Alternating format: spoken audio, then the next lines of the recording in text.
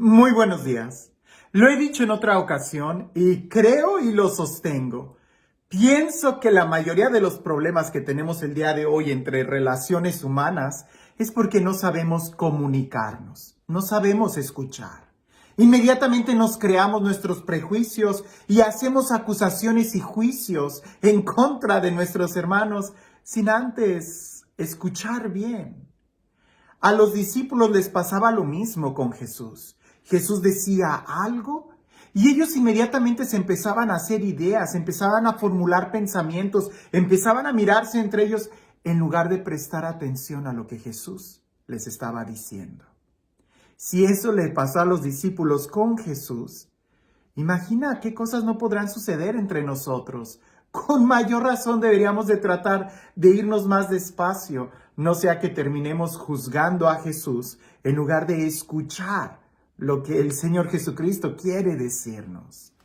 Leamos el Evangelio y seguramente que al meditarlo le prestamos atención y si lo escuchamos, Él nos va a hablar.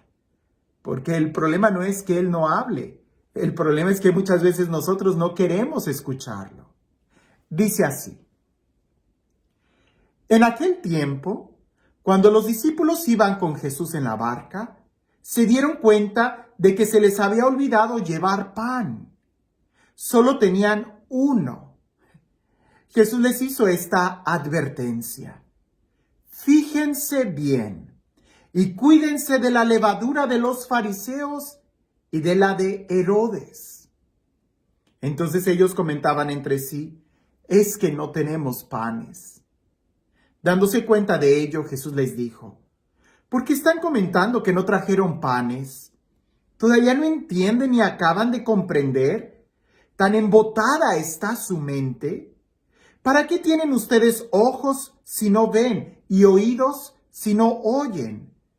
¿No recuerdan cuántos canastos de sobra recogieron cuando repartí 5 panes entre 5,000 hombres? Ellos le contestaron: 12. Y añadió: ¿y cuántos canastos de sobras recogieron cuando repartí 7 panes entre 4,000? Le respondieron: 7. Entonces él dijo: ¿y todavía no acaban de comprender? Una simple advertencia que Jesús les dijo: cuídense de la levadura de los fariseos y de Herodes. Y ellos inmediatamente empiezan a hacer sus conjeturas. Detente, no te adelantes, no pienses más, no trates de justificar o de poner palabras o pensamientos en la otra persona. En tal caso, lo más sensato es preguntarle: ¿a qué te refieres cuando dijiste eso?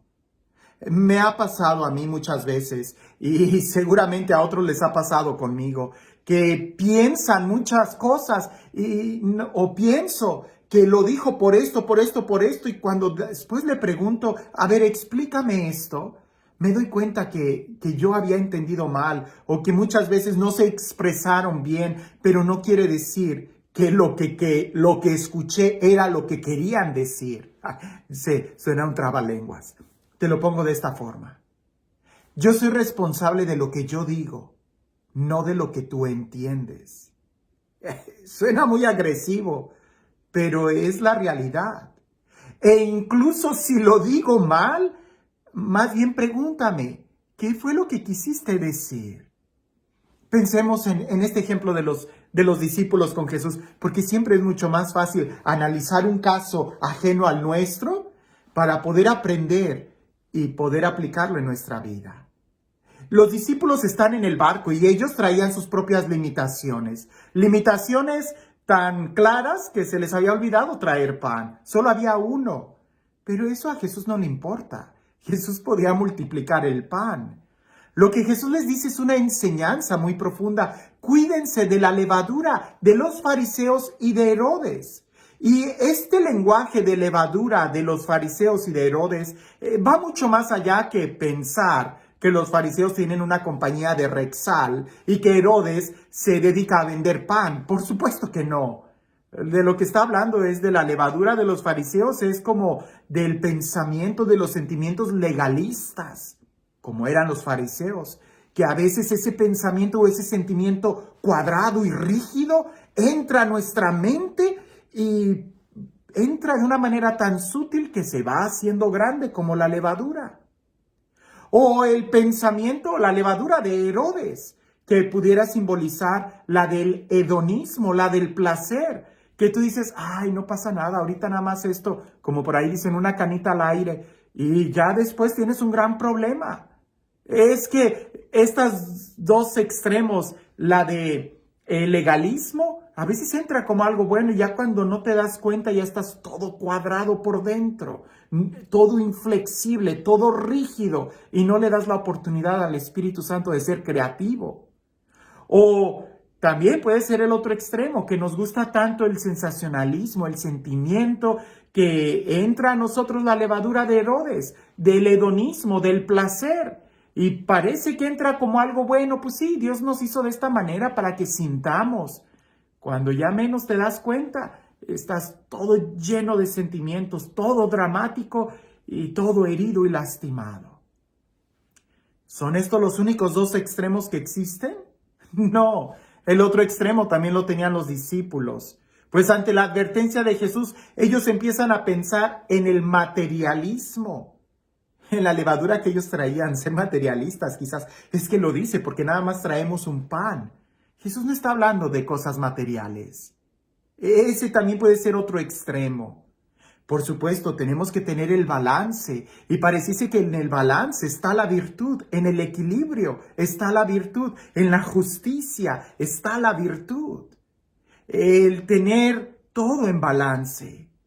Jesús los regaña y les dice, bueno, que ustedes no estuvieron presentes en la multiplicación de los panes. ¿Cuántos había? ¿Cuántos comieron? ¿Cuánto sobró? ¿Tan embotada está su mente? El centro de la enseñanza de Jesús está en el amor, en la caridad. Lo más importante está en el amor. Esa es la enseñanza de Jesús. Y el amor puesto en práctica, que hay que tratar de entender, comprender, ser solidario con el hermano. Y cuando yo vaya a hablar con amor, cuando hable con el hermano. Pero si yo me pongo en mi trinchera, en mi pensamiento, voy a estar en el extremo y voy a caer o en el legalismo, o en el hedonismo, o en el materialismo, o en cualquier otro ismo que nos aísle de acercarme al hermano. Jesús está con nosotros y nos ha hablado del amor. ¿Será que nuestra mente está tan embotada que terminamos yéndonos a un extremo en lugar de entender la enseñanza de amar al prójimo así como Él nos ha amado? Este Dios que hace oír a los sordos y ver a los ciegos, este Dios que es capaz de darnos un nuevo corazón, que sea Él quien el día de hoy sea capaz de cambiar nuestra mente, abrir nuestra inteligencia y recibir su palabra. Que sea Él quien el día de hoy nos bendiga. En el nombre del Padre, del Hijo y del Espíritu Santo.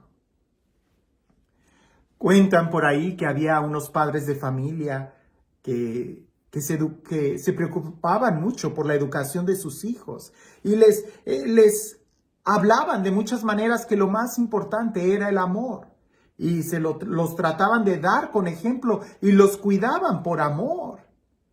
Pero en una ocasión los llevaron a la playa y estaban jugando los niños en la arena cuando vieron de lejos una mujer un poco descuidada físicamente, jorobada, y estaba agachada levantando cosas de la arena y las ponía en una bolsa.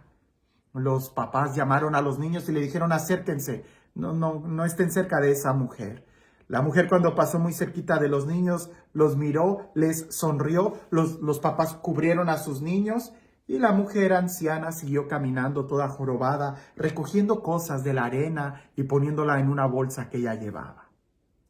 Fue hasta después que se enteraron que la señora lo que hacía era levantar cristales de la arena para que los niños no se fueran a cortar cuando estaban jugando ahí. ¿Cuál era la enseñanza del amor? que los padres estaban diciéndole y enseñando a sus hijos si no eran capaces de entender o preguntar qué era lo que hacía esa señora, que dedicada toda su vida a cuidar a los niños, ya hasta una joroba llevaba encima.